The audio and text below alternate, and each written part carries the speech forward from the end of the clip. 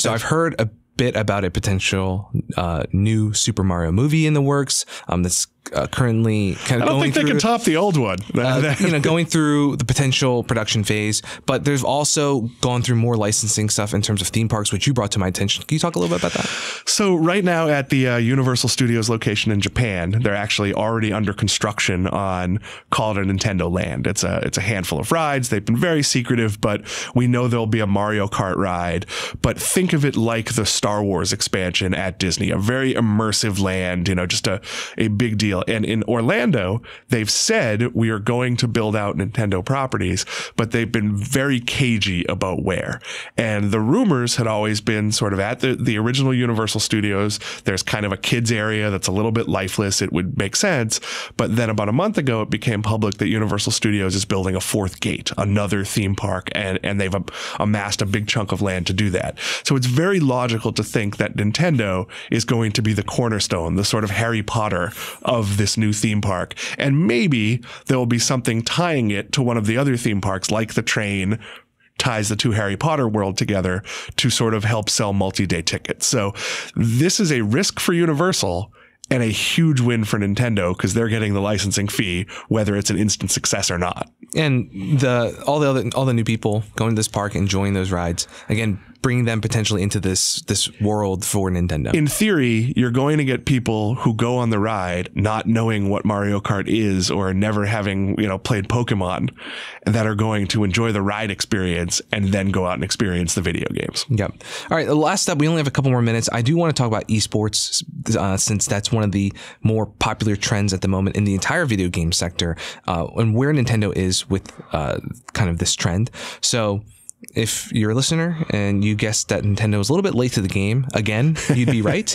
In esports, Nintendo has typically taken a more hands-off approach, allowing independent tournament organizers to basically set up their own events and prizes with very limited input from the company. So maybe Nintendo will offer some marketing support, some hardware support, providing consoles, for example, to the tournament or the event.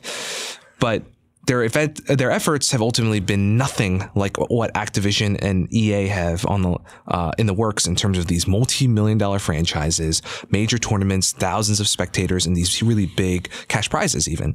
But Nintendo's experimenting more with formal esports as of this summer. They had the Splatoon 2 World Championship and also the Super Smash Bros. Invitational Tournament to showcase those titles, especially the upcoming Super Smash Bros. Ultimate, which is coming in December for the Switch. Very, very highly anticipated title for that console.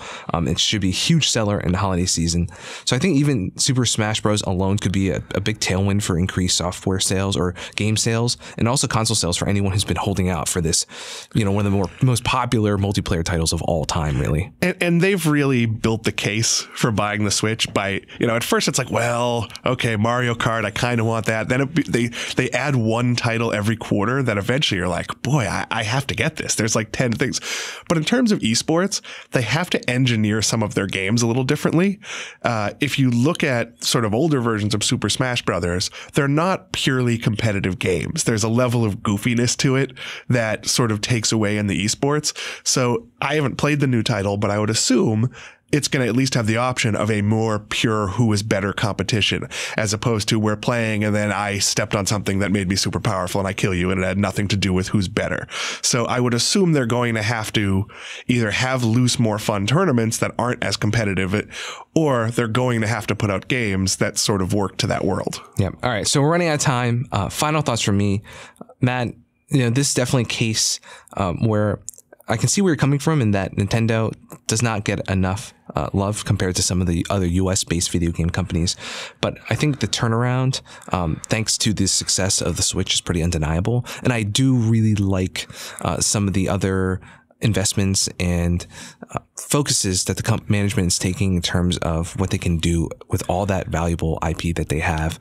Any final thoughts from you, Dan? If you look at the life cycle of consoles, the success of the Switch gives them 10 years to plan for what happens next. So I think what happened is they'd had a steady stream of always having a successful console. So that got them a little bit complacent. They didn't have to license. They didn't have to partner. They didn't have to do theme park deals. Now, if the Switch is the last successful Nintendo console, I think they'll be ready for the world that that could represent that, where they're licensing, they have partnerships, they've worked with Apple, they've worked with other people.